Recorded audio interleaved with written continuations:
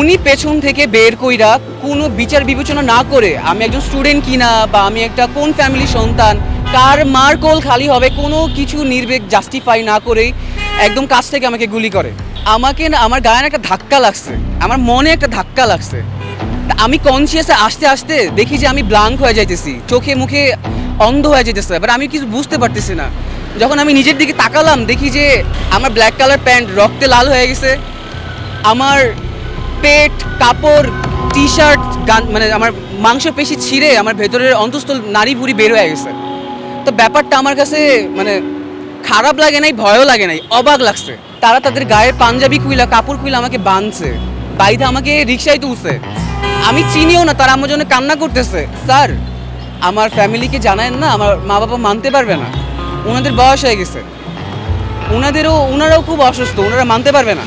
তো উনি জোর করে ঢুকছে, ঢুকার পর আমার সাথে রুডলি বলছে, হ্যাঁ আসছোস, দেখ মনে, বাসা কই, ফ্যামিলি কই, কি করে, কি থাকে। তা আমি না মানে বুঝতেছিলাম না। ডিবি হারুন নিজে উনি ভিডিও করতেছে আমাকে আর এই কথাগুলো বলতেছে। আইসিইউ থেকে বের হয়েছে, বের হয়ে আর ডক্টরের যারা ছিল, ডিজি ডক্টর আইসিইউ, তো উনাকে বলতেছে যে আমরা ওদেরকে গুলি করছি মেরে ফেলার জন্য, ওরা দেশদ্রোহী, ওদেরকে গুলি করছে মেরে ফেলার জন্য, আপনারা কেন চিকিৎসা দিচ্ছেন। তো প্রায় প্রথম দিনে, প্রথম রাতে আমার ওটি বাবদ সব কিছু মিলে প্রায় 1.5 লাখ টাকা দেওয়া হয়। আর আমি মেডিকেলে ছিলাম প্রায় 10-12 দিন, প্রায় আমার 4.5 লাখ টাকা মেডিকেলে দেওয়া হয়েছে। এগুলো দেওয়ার পর আমার বাবার মেরুদণ্ড শেষ। আমরা যদি বাইচে থাকতাম বা সরকার যদি থাকতো, দেখা গেছে আমরা হইতাম দেশের সব থেকে বড় টেররিস্ট। আমাদের দিনগুলো হয়তো অন্য জায়গায়, আয়না ঘরে। আমার ডান পাশের কিডনি ড্যামেজ, এখনো ভেতরে আরও সেটার উপরে বুলেট আছে। আর যে কিডনি ড্যামেজ ওইখানে প্রায় 18 থেকে 22টা বুলেট শুধু কিডনিতে। আর নারী বুড়িতে সব কেটে কেটে বাদ দিছে বহিরাগত কিছু কারণে। আমার ওই ফুড কার্টটা একটা মাত্র সম্বল, আমার লাস্ট পুঁজি, ওটাও ভেঙে দেওয়া হয়। তা আমি পুরো নিশ্চয় হয়ে যাই। রাজলক্ষ্মীতে এখন একটা ছোট্ট, অনেক স্ট্রাগলের পর একটা ছোট্ট ফুড কর্নার দিছি। তো এখন আর কি ওইটার ভিতরে ফোকাস দিচ্ছি। আর আমি এখন এসএসসি ক্যান্ডিডেট। 19 জুলাই ওদের ছিল শুক্রবার, উত্তরাতে আসি সকালবেলা। আমি কাউকে চিনি না, আমার ফ্রেন্ডরাও আসতে পারে না, ওদের ফ্যামিলি থেকে না করছে। তো এইখানে আসার পর আশেপাশে মেডিকেলের স্টুডেন্টরা, নার্সিংয়ের স্টুডেন্টরা, আরও বিভিন্ন ইউনিভার্সিটি ফ্যাকাল্টির স্টুডেন্টরা ছিল, তাদের সাথে কথা বলে যে ভাইয়া আমি আসছি, আমার কাছে এগুলো আছে। তো ভাইয়ারা খুবই অ্যাপ্রিসিয়েট করে যে না তুমি আসছো, ভালো হয়েছে। তো সকাল 9টা থেকে আমি উত্তরা এখানে আসি। আসার পর সবার সাথে অবজার্ভ করতেছি রাজলক্ষ্মীর অবস্থা কী, আবদুল্লাপুরের অবস্থা কী। 9:30টার দিকে প্রায় ঠিক এইখানেই অনেকগুলো পুলিশের টিম ছিল, তারা একজোট হয়ে স্যুট মুট একদম খুবই স্ট্রেট ফরওয়ার্ড, মানে আমরা তাদের অ্যানিমি এরকম একটা ব্যাপার ছিল, দাঁড়ায় আছে। তো তখনই আর কি আপনার এই যে ঠিক রাজুক কমার্শিয়াল মার্কেটটা, এটার পেছন থেকে আপনার ছাত্রলীগ অ্যাটাক করে। ঠিক সেম লাঠি সোঠা, আপনার দা বটি কোপ। তা আমরা ছিলাম পেছনে, আমরা আমাদের ব্যাকআপ প্ল্যান রেডি করতেছিলাম। আমরা যাদের কেউ গার্ডিয়ানরা স্যালাইন, খাবার পানি এগুলো আনতেছিল, আমার কাছে যেগুলো ছিল এগুলো আমরা ডিসকাস করতেছিলাম কী করা যায়। তো হঠাৎ করে দেখি কি যে চিল্লাচিল্লি, গোলাগুলি। তো আমরা সামনের দিকে ফোকাস করে দেখি যে আমার সব ভাইয়েরা, আপুরা ব্লাড নিয়ে ফিরতেছে। একটা আপু, ও হিজাব পরা, ওর ঘাড়ে কোপ লাগছে, ওর এই পাশে হিজাবটা পুরো ব্লাডে মাইখা গেছে। একটা ভাইয়া, ওর চোখের পুটলি, মানে চোখের যে মনিটা, এটা বের হয়ে এখানে ঝুলতেছে। আরেকটা ভাইয়ার সবাই ধৈর্য নিয়ে আসতেছে। দেখার পর আমরা পেছনে যতগুলো স্টুডেন্ট ছিলাম, আমরা সবাই সামনের দিকে আগাই যে না, গতকালকে যা গেছে আজকে কোনোভাবেই না, ভাইদেরকে শেল্টার দিতে হবে, বাঁচাইতে হবে। তো আমরা আসি এখানে, ঠিক সেম প্লেসে আসার পর তাদেরকে রেস্কিউ করে নিয়ে যাই।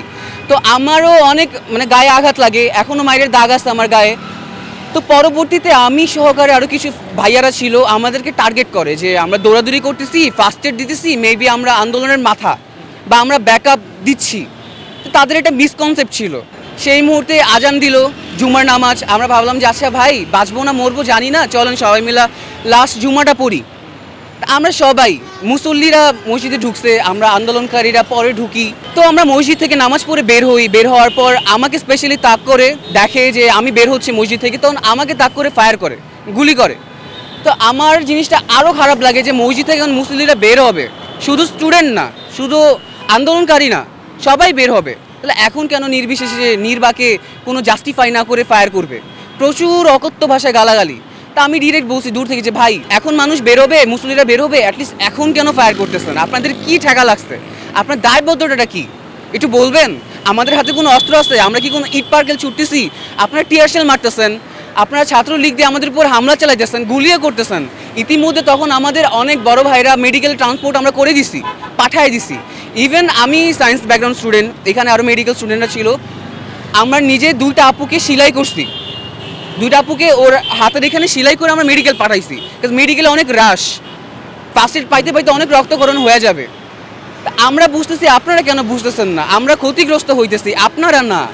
অ্যাটলিস্ট আপনারা ফায়ার তো স্টপ করতে পারেন। আমার ইন্টেনশন ছিল এরকম। তো পুলিশের যে টিমটা ছিল প্রায় ওখানে প্রায় 150-200 পুলিশ, তারা পরবর্তীতে এমন একটা প্রিটেন্ড করছে, আচ্ছা ঠিক আছে দ্যাটস ফাইন, আমরা আর গুলি করবো না, তোমরা আসো কথা বলি, মিউচুয়াল করি, নেগোসিয়েশন করি।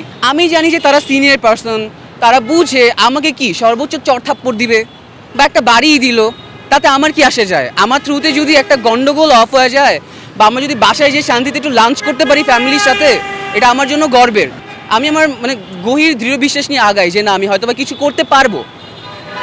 আমি জাস্ট একটু আগাই, তারাও তাদের টিম থেকে 2জন পুলিশ দৌড়ে আমার দিকে আসে, এসে ডিরেক্ট আমার কোমরের বেল ধরে ফেলে, দৌড়ে ধাক্কাধাক্কি করতেছে যে সাইডে চলো, তোমার সাথে কথা আছে। খুবই রুড, ঠিক সেম প্লেসে এই জায়গায় খুবই রুড। আমি বলতেছি যে ভাইয়া আমি যাবো না, আমি কেন যাব? তো উনি আমার কোমরে বেল ধরছিল, আমি জাস্ট হাতটা ছিটকায় এক স্টেপ পিছনে আসছি। তো সিনিয়র পার্সনটা আমাকে বলতেছে যে তুই যাবি না, আচ্ছা ঠিক আছে, তুই যাবি না, আচ্ছা ঠিক আছে। গণমাধ্যমে যেসব ছবিগুলো প্রচার হয়েছে সেখানে স্পষ্ট বোঝা যাচ্ছে যে ওনার পেছনে একটা শর্টগান লুকানো। উনি পেছন থেকে বের কইরা কোনো বিচার বিবেচনা না করে, আমি একজন স্টুডেন্ট কিনা বা আমি একটা কোন ফ্যামিলির সন্তান, কার মার কোল খালি হবে, কোনো কিছু নির্বিক জাস্টিফাই না করেই একদম কাছ থেকে আমাকে গুলি করে তারা দৌড়ে তাদের টিমে চলে যায়। আমাকে না, আমার গায়ে একটা ধাক্কা লাগছে, আমার মনে একটা ধাক্কা লাগছে। তা আমি কনসিয়াসে আস্তে আস্তে দেখি যে আমি ব্লাঙ্ক হয়ে যাইতেছি, চোখে মুখে অন্ধ হয়ে যেতেছে, এবার আমি কিছু বুঝতে পারতেছি না। যখন আমি নিজের দিকে তাকালাম দেখি যে আমার ব্ল্যাক কালার প্যান্ট রক্তে লাল হয়ে গেছে, আমার পেট, কাপড়, টি শার্ট, মানে আমার মাংসপেশি ছিঁড়ে আমার ভেতরের অন্তঃস্থল নাড়ি ভুড়ি বের হয়ে গেছে।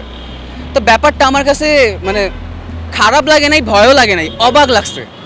একটুও ভয় লাগে নাই বা ব্যাপারটা অবাক লাগছে যে একটু আগে সবার সাথে হাসি মুখে গল্প করলাম, সবাই মেডিকেলে পাঠাইলাম, আম্মু একটু আগে কল দিল, আমি বলছি যে নামাজ পড়ে আসতেছি, আমি কি বাসে যেতে পারবো? এটা আমার শেষ। আমি নিজেকে জাস্ট নারী বুড়িগুলো গ্যাদার করে নিজের প্রসারিত করে আমি স্টেপ বাই স্টেপ রোডে ক্রস করতেছিলাম। তখনও যে সাইড থেকে মসজিদ থেকে যারা বের হচ্ছে বা ওই পাশের পথযাত্রী যারা ছিল দূর থেকে চিল্লাচিল্লি করতেছে, আহাজারি করতেছে যে ওরা কেন মারলো, ওরা আমাকে আসতেও পারতেছে না, ধরতেও পারতেছে না, তখনও তাদেরকে আমাকে তাক করে গুলি করতেছে। তা আমি স্টেপ বাই স্টেপ ধীরে ধীরে আমি রোডটা ক্রস করি। তখন ওই পাশে যারা ছিল ওরা আমাকে চিনতও না, সারাদিন যে আমি দৌড়াদৌড়ি করলাম, শ্রম দিলাম, তারা আমাকে দেখেও নাই। তারা তাদের গায়ের পাঞ্জাবি খুইলা, কাপড় খুইলা আমাকে বাঁধছে, বাইধে আমাকে রিক্সায় তুলছে, আমি চিনিও না। তারা আমার জন্য কান্না করতেছে, আমাকে বলতেছে ভাইয়া তুমি কে, তোমার তো সাহস কেন, তুমি কেন গেছো? আমি জাস্ট তার চেহারার দিকে তাকাইছিলাম, তার চোখ দিয়ে টলমলে পানি বেরোতেছে, বাট আমি কাঁদতেছি না, আমি জাস্ট আশেপাশে দেখতেছি, মনোভাবগুলো ফিল করার চেষ্টা করতেছিলাম। তো আমাকে রিক্সায় উঠাইলো, উঠানোর পর মেডিকেলে নিয়ে যাবে। এখন আমাকে যে মেডিকেলে নিয়ে যাবে, রাস্তার প্রত্যেকটা মোড়ে মোড়ে পুলিশ, রাস্তার প্রত্যেকটা মোড়ে মোড়ে ছাত্রলীগ, আমাকে কিভাবে নিয়ে যাবে? তো আমি যেখান দিয়ে রিক্সা যাচ্ছিল পেছনে আরও মানুষ জড়ো হচ্ছিল, আমাকে মেডিকেল নিয়ে যাবে। প্রায় হাউস বিল্ডিং আমার উপর আবার অ্যাটাক হয়, আমাকে রিক্সা থেকে টাইনা হেঁচড়া বের করার চেষ্টা করে, বাট আশেপাশে যারা ছিল ওদের জন্য আর পারে নাই। তো মেডিকেলে নিয়ে গেছে, ওদিন ছিল শুক্রবার, দেশের অবস্থা ভালো না, মেডিকেলে কোনো ডক্টর প্রফেসর কেউ ছিল না, আমার ট্রিটমেন্ট কীভাবে করবে? তো ইমার্জেন্সিতে যে যাইতে ছিল, ওদিন ডিউটি অফিসার ছিল হাফিজুর স্যার, উনি আমাকে অবজার্ভ করে যে তুমি কে, কই থাকো। আমি কথা বলতে পারতেছিলাম না, জাস্ট জিনিসগুলো দেখতেছি। আমার টার্গেট ছিল যে আচ্ছা ডান, আমি বেশি দিন বাঁচবো না, ফাইনাল, বাট আমি এটা শেষ পর্যন্ত দেখবো, হয়টা কি, ফিল করে যাই মৃত্যুটা কি। তো উনি আমাকে অবজারভেশন করে দেখলো যে আমার এখনও চান্সেস আছে। আমাকে বলতেছি তোমার বাবা মার নাম্বার দাও। তা আমি জাস্ট ধীরে সুরে বলছি যে স্যার আমার ফ্যামিলিকে জানায়েন না, আমার মা বাবা মানতে পারবে না। ওনাদের বয়স হয়ে গেছে, ওনারাও খুব অসুস্থ, ওনারা মানতে পারবে না। তো ওনারা আর কি আমার কলেজের আইডি কার্ড থেকে আমার কলেজে ফোন দেয়, দেন আমার বাসায় ফোন দেয়, বাট ফোন দিতে দিতে আমার অবস্থা আরও খারাপ হয়ে যাচ্ছিল। তো সে আর কি নিজে একটা ডিসিশন নেয়, উনি নিজের ডিসিশন নিয়ে 6 জন প্রফেসরকে ডক্টরকে কল দেয়, ইনস্ট্যান্ট তারা আসে, এসে প্রায় 5-6 ঘন্টা আমার ওটি হয়, আমার সেন্স আসে, আবার সেন্স চলে যায়। ওইটা আবার ওইখানে যে মেডিকেল স্টুডেন্টরা ছিল যারা আর কি শিখছে, ডক্টরি স্টাডি করতেছে, ওদেরকে আমি চিনিও না। আমার ওটি প্ল্যাটফর্মে বা আমাকে যেখানে ইমার্জেন্সি রাখছিল, তারা দূর থেকে আমাকে দেখা, মানে তাদের ইমোশন দেখে আমি নিজেকে আরও আফসোস লাগতেছিল যে শেষ। তখন আমার গেঞ্জিটা কাটা হলো, গেঞ্জি কাটার হওয়ার তখন আমাকে কোনো অ্যানেস্থেশিয়া, কোনো পেইন কিলার দেয় নাই। ডিউটি ডক্টর ডিরেক্ট তার 2টা হাত আমার পেটের ভেতরে একদম ঢুকাই দিছে, ঢুকায় নাড়াচাড়া করতেছে, দেখতেছে ক্ষয়ক্ষতির পরিমাণ, ব্লিডিং কই থেকে হচ্ছে।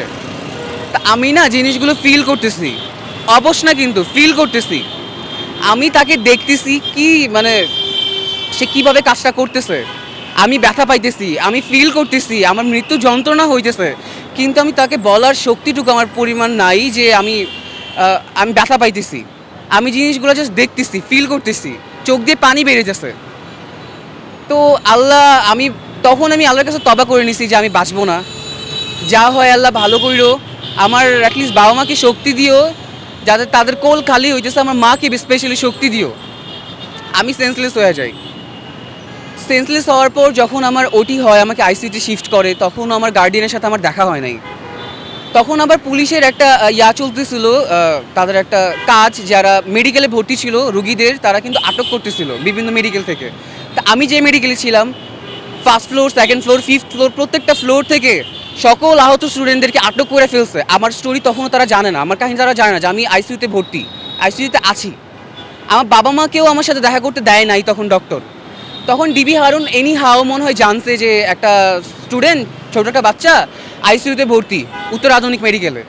সে প্রায়, পুলিশের তো গাড়িগুলো অনেক বড় বড় হয়, প্রায় 3-4টা গাড়ি মেডিকেলের নিচে পার্ক, ফুল ভর্তি পুলিশ, তাদের মানে প্রত্যেকজনের কাছে বড় বড় অস্ত্র। আইসিইউর সামনে প্রায় 10-12 জন, আইসিইউর ভেতরে ঢুকছে প্রায় 4 জন। তো উনি জোর করে ঢুকছে, ঢুকার পর আমার সাথে রুডলি বলছে, হ্যাঁ আসছোস, দেখ মনে, বাসা কই, ফ্যামিলি কই, কি করে, কি থাকে। তা আমি না মানে বুঝতেছিলাম না। ডিবি হারুন নিজে, উনি ভিডিও করতেছে আমাকে আর এই কথাগুলো বলতেছে। তা আমি না বুঝতেছিলাম না আমি কই, বা আমার নামটা কি, আমি কই আসি। তো আশেপাশে তাকাইতেছি, দেখি কি দূরের আইসিইউর গেটে আমার বাবা মা আমাকে হাত দিয়ে নাড়াইতেছে, যে মানে হাত দিতে আমি আসি, ভয় পায়ও না। আমি কিন্তু তখন আমার বাবা মাকে দেখি নাই, গেটে দাঁড়ানো, বলতেছে যে আমি আসি। তা আমি জাস্ট বলছি কি যে আমার বাইরে বাবা মা আছে, তাদের সাথে কথা বলেন। উনি কথা বলে নাই, ডিরেক্ট আইসিইউ থেকে বের হয়েছে, বের হয়ে ডক্টরের যারা ছিল, ডিউটি ডক্টর আইসিইউর, তো উনাকে বলতেছে যে আমরা ওদেরকে গুলি করছি মেরে ফেলার জন্য, ওরা দেশদ্রোহী, ওদেরকে গুলি করছে মেরে ফেলার জন্য, আপনারা কেন চিকিৎসা দিচ্ছেন। তো ডক্টররা তাদের আবার খুব স্ট্রেট ফরওয়ার্ড ছিল, তাদের মেডিকেল যে আমি যার আন্ডারে ছিলাম, সে আমাকে বলতেছে যে বাবা তুমি তো বাঁচছো, সেন্সে আসছো, আমার মেডিকেল হিস্ট্রিতে আমি তোমার এরকম কেস দেখি নাই, সমস্যা নাই, তোমার বাবা মা পরের সেক্টর, আমি এখন তোমার গার্ডিয়ান। তো তাদের কাছে একটা চ্যালেঞ্জ ছিল, যেহেতু শুরুটা হয়েছে তাদের হাতে, সার্ভাইভাল জার্নিটা শুরু হয়েছে তার হাতে, আমি যদি মারাও যাই তাদের হাতেই আমি মারা যাব, তাদের হাতে আমি মারা যাব। তো তারা খুবই স্ট্রেট ফরওয়ার্ডলি বলছে যে না, আমার পেশেন্টকে আমি এরকম হ্যান্ড ওভার করতে পারি না, ইভেন 72 ঘন্টা না গেলে তো আমি আরও পারবো না, ওর সম্পূর্ণ দায়িত্ব আমাদের মেডিকেল কর্তৃপক্ষ, ও যদি মারাও যায় এটা পরেরটা পরে, আপনারা কী করবেন করেন, বাট আমরা চান্স হারাবো না। তো ওনারা বলতেছে যে আচ্ছা ডান, ও যদি মারাও যায় ওর লাশ আমাদেরকে দিবেন, ওর ফ্যামিলিকে দেওয়ার আগেও আমাদেরকে জানাবেন। তো ওনারা চলে যায়, তখন সিভিলে 2 জন গোয়েন্দা রাখা যায় যাতে আমার ফ্যামিলি আমাকে অন্য কোনো মেডিকেলে সুইচ না করতে পারে। তখন প্রতিনিয়ত মেডিকেলে চাপ দিচ্ছিল, প্রেশার ক্রিয়েট করতেছিল প্রশাসন থেকে, রেগুলার আসে আমার জন্য, বাকি পেশেন্টদেরও প্রবলেম হচ্ছিল, তারাও ট্রিটমেন্টের। তো এককালীন আমার ফ্যামিলিকে জানানো হয় যে দেখেন আমরা আর পারতেছি না, আমাদের হাতে এতটুকু, আপনার ছেলের জন্য বাকি পেশেন্টদের প্রবলেম হচ্ছে, যেটা আর কি আমাদের অ্যাথিস্টের অ্যাগেন্সে। তো আমার ফ্যামিলি অনেক রিকোয়েস্ট করে, আমার বাবা মা কান্নাকাটি করে বলছে যে দেখেন আপনারা সম্পূর্ণ জানেন আমাদের হাতে কিছুই নাই, আপনারা এই সর্বশেষ, অ্যান্ড আপনারা যদি হাল ছেড়ে দেন আমার কিছুই নাই, একটা কাজ করেন আমাদের সামনে আমার ছেলেকে মেরে ফেলেন, অ্যাটলিস্ট আফসোস থাকবে যে আমার ছেলে আমার সামনে মরছে, অন্য কোথাও নিয়ে গেলে আমার ছেলেকে গুম করবে কি না, বা নিয়ে চলে যাবে কি না, কী হবে না হবে আমি জানবো না, দেখবও না। তো তারা আর কি আরেকটু মনোবল পায়। পরবর্তীতে আইসিইউ থেকে আমাকে ওই মেডিকেলেরই খুব প্রাইভেট একটা ক্যাবিনে শিফট করে। তো ওইখানে ছিলাম কিছুদিন। তো পরবর্তীতে সরকার পতনের অনেক আগে 19শে জুলাই 5 আগস্ট মাঝখানে কিন্তু অনেক একটা ডিফারেন্ট। এই সময়টা আমার ফ্যামিলি আমি কিভাবে কাটাইছি, আমার ফ্যামিলিকে টার্গেট করা হয়েছে, আমার বাসা টার্গেট করা হয়েছে, মেডিকেলকে টার্গেট করা হয়েছে, সবাইকে টার্গেট করা হয়েছে। মেডিকেল থেকে কোনোভাবে আমার ফ্যামিলির, আমরা মধ্যবিত্ত ফ্যামিলি, আমার ফ্যামিলির এত ক্যাপাবেলও ছিল না যে এতদিন মেডিকেলে রাখার পরও আমার মেডিকেল মানে চিকিৎসাটা কন্টিনিউ করা। তারপর আমাকে বাসায় নিয়ে আসে আত্মীয় স্বজনের কাছ থেকে।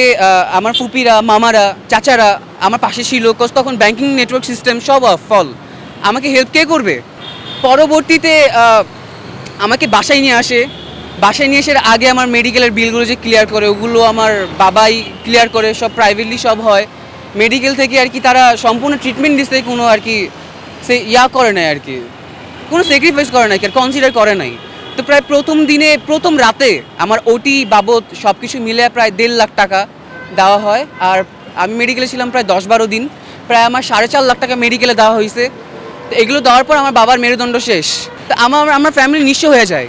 তো কোনো মতো আমার মেডিকেল থেকে লুকিয়ে আমি বাসায় আসার পর আমার ফ্যামিলি বাসায় হামলা হয়, কয়েকবার হামলা হয়। তখন ডাকাতের উপদ্রব বেড়ে যাইতেছিল। তখন বিভিন্ন নেতাকর্মীদের বাসায়, আহতদের বাসায় আপনার আগুন ধরা দিতেছিল। জাস্ট আমার জন্য, আমরা জয়েন্ট ফ্যামিলি, জাস্ট আমার জন্য আমার বাসার যে বাকি রিলেটিভ ছিল, আমার চাচারা, তারা বাসা ছেড়ে চলে যায়। আমার জন্য আমার ফ্যামিলির এত বড় স্যাক্রিফাইস, তারা বাসায় থাকতে পারতেছে না। আমার জন্য আমার ফ্যামিলি যেতে পারতেছে না। আমাকে নিয়ে কই যাবে, কোথায় যাবে, আমাকে কই লুকাবে? ওই মুহূর্তে জাস্ট আমি, আমার বাবা, আমার আম্মু, আমার বাসায় একা ছিলাম। সবাই চলে গেছে। তখনও আমার মানে পেটে স্টিচেস, বড় বড় স্টিচেস, শিলাই এখনও কাটা হয় নাই, ইনফেকশনের চান্স আছে। আমি প্রতিনিয়ত একটা মৃত্যু যন্ত্রণা, ব্যথার ফিল করি। কিন্তু আমি আমার বাবাকে বলতে পারতেছিলাম যে বাবা আমার ব্যথা হচ্ছে, খারাপ লাগছে, আমাকে মেডিকেলে আবার নিয়ে যাও। কারণ আমি জানি আমার বাবার সিচুয়েশন। আমি বাসায় প্রায় একটা মরার জন্য একটা প্রিপারেশন নিয়ে ফেলছি। যদি আল্লাহ আমাকে মৃত্যু দেয় আলহামদুলিল্লাহ, আমার জন্য আমি আর আমার ফ্যামিলিকে ট্যাম্পার আর কোনো কিছুর মধ্যে আমি টানতে চাই না। শেষ, আল্লাহ আমাকে নিয়ে যাও। তখনও দেশ স্বাধীন হয় নাই। এরকম ঝামেলা, থ্রেট, কষ্ট করতে করতে করতে করতে অ্যাটলিস্ট 5ই আগস্ট, যেটা আনকোইন্সিডেন্সলি এই দিনটা ক্রিয়েট হয়, আমি শুনতে পাই যে না র্যালি হচ্ছে, সবাই যাচ্ছে, ইভেন অনেক ভাইরা মারা যাচ্ছে, আমারই রিলেটিভরা আহত হচ্ছে শুনতেছি। আমি বাসায় বসে বসে কান্না করতেছি। 6টার সময় শুনি যে না, সরকার পতন হয়েছে, শেখ হাসিনা দেশ ত্যাগ করছে, সবাই এখন সেফ। তখন আমার যে একটা মনে হয়েছে যে না আল্লাহ আলহামদুলিল্লাহ, আমি এখন মরে গেলে কোনো আফসোস নাই। অ্যাটলিস্ট আমরা যদি বাইচে থাকতাম বা সরকার যদি থাকতো, দেখা গেছে আমরা হইতাম দেশের সবথেকে বড় টেররিস্ট। আমাদের দিনগুলো হয়তো অন্য জায়গায়, আয়না ঘরে। তো ওই যে একটা খুশি, আমি যে আমার আম্মুকে ধরে কান্না করছি, আমি যে আমার একটা বোন আছে, আমরা এক ভাই এক বোন রে কল দিয়ে বলছি ওর শ্বশুর বাড়িতে, শেষ, সব কিছু শেষ, এবার শান্তি, একটু ঘুমাবো, একটু তুই ঘুমাইস। বাবা মা কত দিন যে ঘুমায় না, ওদের চেহারা দেখলে আমার মনে কি যে না, আমার মনে হয় আল্লাহ যে দুনিয়াতে পাঠাইছে এটা বৃথা, শুধু পাঠাইছে। আমি না আসলে হয়তো বা এই দিন ক্রিয়েট হইতো না। আমি ওই দায়বদ্ধ থেকে নিজেরা মুক্ত করতে পারছি যে না, অ্যাটলিস্ট তোমাদের আমার জন্য আর টেনশন করতে হবে না। তারপর থেকে হয়তো বা আমার চিকিৎসাটা আমি আরেকটু ভালোভাবে করতে পারছি, অ্যাটলিস্ট ওপেনলি করতে পারছি, এরকম লুকিয়ে টেররিস্টের মতো করা লাগে নাই। তারপর থেকে বিভিন্ন আর কি সংস্থা, ফাউন্ডেশন ক্রিয়েট হয়, সবার খোঁজ খবর নেয়। বাট আমার তো যা হ্যাসেলের হয়ে গেছে। তো স্বাস্থ্য উপকমিটি, স্বাস্থ্য মন্ত্রণালয় থেকে আমাকে সিএমএইচ রেফার করে, ওখানে যাই, ওখানে চিকিৎসা নেই। ওইখান থেকেও আর কি যতটুকু করা যায়, কারণ আমার এমন একটা কন্ডিশন, আমার ডান পাশের কিডনি ড্যামেজ, এখনও ভেতরে 250টার উপরে বুলেট আছে। আর যে কিডনি ড্যামেজ, ওইখানে প্রায় 18 থেকে 22টা বুলেট শুধু কিডনিতে। আর দাড়ি বুড়িতে সব কেটে কেটে বাদ দিছে, ছড়াগুলি যেগুলো, ওগুলো কেটে কেটে বাদ দিছে। বিকজ গান পাউডার যেখানে লাগে ওখানে মাংস স্পেশি জয়েন হয় না, আর এখানে তো ভেতরের খুব সেন্সিটিভ পার্ট, এই জন্য কেটে বাদ দিয়ে দিছে। তো ওইখান থেকে যে ধীরে ধীরে রিকভার করার যে জার্নিটা, এখনও স্টিল আমার চিকিৎসার কোনো আমি ফলো আপ পাচ্ছি না। মানে আমার আদৌ প্রপার কোনো ট্রিটমেন্ট হবে কি না, এখন দিন দিন আরও মেন্টালি একটা চাপ লাগে, যে নিজেকে একটা দায়বদ্ধতা লাগে যে দেশের জন্য এত কিছু করছি, এত সংগ্রাম করলাম, আদৌ কি দেশটা কি ওই পূর্ণ স্বাধীনতা পাবে বা ওই পূর্ণ মোটিভটা পাবে? বিকজ দিন দিন যা দেখতেছি এখন আমাদেরকে নিয়ে কত রকম প্রতিবন্ধকতা আসতেছে, কথা আসতেছে। ভাই আমাদের ইন্টেনশনটা তো ক্লিয়ার ছিল, যাদের হাতে আমরা দেশ ছাড়ছি, যাদের জন্য আমরা আশা ছিলাম, আমাদের সব কিছু পুশ করে আমরা ব্যাকে চলে গেছি, তোমরা যাও, তোমাদেরকে আগায় দিছি।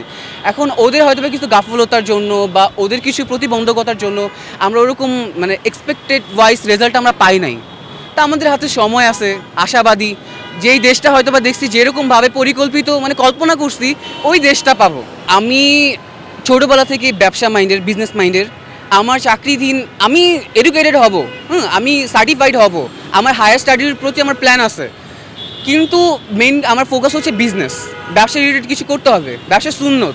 আমি একটা হচ্ছে প্র্যাকটিসিং মুসলিম ফ্যামিলির ছেলে। তো ওই ক্ষেত্রে যখন দেখতেছি যে না আমার বাবা শেষ, উনি অলরেডি টায়ার্ড, আমার আরও লং জার্নি পড়ে আছে। ইভেন আমি আমার ফ্যামিলির একটা মাত্র ছেলে, আমার বাবার একমাত্র ছেলে, আমার অনেক রেসপন্সিবিলিটি, তারা আমার জন্য ক্ষয় হয়ে গেছে, মাটির সাথে মিশে গেছে। এখন আমার টার্ন, আমি যদি এখন না করতে পারি কখনোই করতে পারবো না। আমি প্রায় অপারেশন মানে 19শে জুলাইয়ের পর প্রায় 1.5 থেকে 2 মাস পর আমি একটা ছোট্ট একটা ফুড কার্ট দিই। আমার মোটিভ ছিল আমারটা আমার দেখতে হবে, কে আমাকে কি দিল না দিল আমি দেখবো না। বিকজ দেখা গেছে দিন শেষে আমি কারো করোনায় বাঁচবো, কারোর জন্য বসে থাকবো, এরকম মেন্টাল সেট আমার না। বিকজ যেখানে আমার এত বড় বড় সার্জারি হয়েছে, আমার কিডনি ড্যামেজ, আমি বিপি লো হয়ে যায় মাঝে মধ্যে, কারণ আমার তখনও শরীরে ব্লাডের স্বল্পতা ছিল, আমি সেন্সলেস হয়ে যাই। সেই মুহূর্তে একটা ছোট্ট ফুড কার্ট ক্রিয়েট করা রেগুলার, আমার তখন এত পুঁজি ছিল না যে আমি একটা হেল্পিং হ্যান্ড করব। রেগুলার আমি আমার বাসা থেকে মাল সামানে নিয়ে যেতাম, ওটা ছিল 7 নম্বর, মাল সামানে নিয়ে যেতাম প্রায় 20 কেজি 25 কেজি, যেখানে আমার হাফ কেজি থেকে 1 কেজি নেওয়া বারণ ছিল। কখন যেন ভেতরে শিলাই টান লাগে, আমি আমার ভেতরের মনের যে একটা শক্তি, ওই শক্তিতে নিজের দায়বদ্ধতায় আমি এই 20 কেজি 30 কেজির ওজন ওয়েট ক্যারি করছি। আমার কাছে ওরকম ভাড়া ছিল না, ট্রান্সপোর্টেশন কস্ট ছিল না যে রেগুলার রিক্সা দিয়ে যাতায়াত করব। অনেকগুলো রাস্তা আমি নিজে পার করছি, শুধু নিজেকে শক্ত করার জন্য, নিজেকে স্টাবলিশ করার জন্য, যাতে আমার কারোর কাছে ঠেকতে না হয়। অলরেডি ঠেকে গেছি দেশের কাছে, আত্মীয় স্বজনের কাছে, অনেকের কাছে, আর যাতে ঠেকতে না হয়। তো তারপর আমার যখন দেখতেছি যে না আমার ফুড কার্টটা মোটামুটি রানিং চলতেছে, আমি ব্যবসা জিনিসটা বুঝতেছি, যেখানে মানুষ ব্যবসা বুঝতে অনেক টাইম লাগে আমি বুঝতেছি। তো তখন আর কি বহিরাগত কিছু কারণে আমার ওই ফুড কার্টটা একটা মাত্র সম্বল, আমার লাস্ট পুঁজি, ওটাও ভেঙে দেওয়া হয়। তা আমি পুরো নিশ্চয় হয়ে যাই। তো ওইটা থেকে অনেক মতভেদ হয়, অনেক কিছু কথা সামনে আসে, বাট দিন শেষে আমি কেমন আছি সেটা কিন্তু কেউ দেখে না। ফেসবুকে নেটিজেনে সবাই পোস্ট করতেছে আমাকে নিয়ে, আহাজারি দিতেছে, বাট আমি কেমন আছি সেটা কিন্তু কেউ দেখে নাই। আমি কি ফিল করছি, আমার স্বপ্ন, আমার গোল সব চূর্ণ বিচূর্ণ হয়ে গেছে। আমার বাঁচা নিয়ে কোনো কোয়েশ্চেন নাই, কিন্তু আমি চাচ্ছিলাম কিছু ক্রিয়েট করতে, যাতে আমার ফ্যামিলি অ্যাটলিস্ট স্টার্ট করতে পারে আবার নতুন বিগিনিং থেকে। কিন্তু আমি নিঃস্ব, ওইটাও আমার স্বপ্ন শেষ, ওটা বেঁচে থেকেও মরে যাওয়ার সমান। তারপর নিজেকে একটু শক্ত করে, বড় ভাইয়ারা ছিল, আমাদের পশ্চিম থানার ওসি হাফিজুর রহমান, উনি ছিল, ওনার হেল্পে দেখছে যে আমি কি পজিশনে আছি, কি সিচুয়েশনে আছি, কি স্ট্রাগলে আছি। তো তাদের মাধ্যমে আমি আর কি রাজলক্ষ্মীতে এখন একটা ছোট্ট, অনেক স্ট্রাগলের পর একটা ছোট্ট ফুড কর্নার দিছি। তো এখন আর কি ওইটার ভিতরে ফোকাস দিচ্ছি। আর আমি এখন এসএসসি ক্যান্ডিডেট, তো এইচএসসি দিচ্ছি আর কি, ওদিকে একটু ফোকাস দিচ্ছি। আমার ফাইন্যান্সিয়ালি ফিজিক্যাল কন্ডিশন ওরকম একটা স্টেবল না, সব মিলিয়ে একটা মানসিক চাপের মধ্যে আছি এক কথায়।